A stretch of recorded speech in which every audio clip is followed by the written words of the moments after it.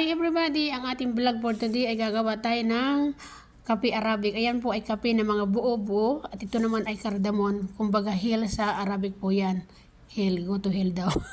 Yan na po ay ang saparon na po flour. Pagsasama-samahin ko po yan. Yan, bumili po si Busing na isang sako para po hindi daw bili ng bili. Para daw lagi daw ako magbi-blend.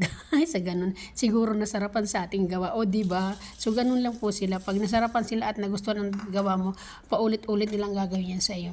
So, ayan po ang aking pong video for today. Ay gumawa po ng Arabic coffee. Kung nagustuhan niyo po ang aking video for today, pwede niyo pong i-like, pwede niyo pong ipusuan, at pwede rin po kayo mag-comment sa baba. Sa baba po ang comment kung paano ko po yan ginagawa. O, ayan na po. Nag-blend din na po tayo sa ating pong coffee Arabic. Pagsasama-samahin ko lang po yan. Tapos para po ready to luto na po yan. Ready to cook na po siya. So, pagpapakulo ko lang ng tubig at pagsasama-samahin mo yan sa isang lalagyanan po. Yan, o, diba?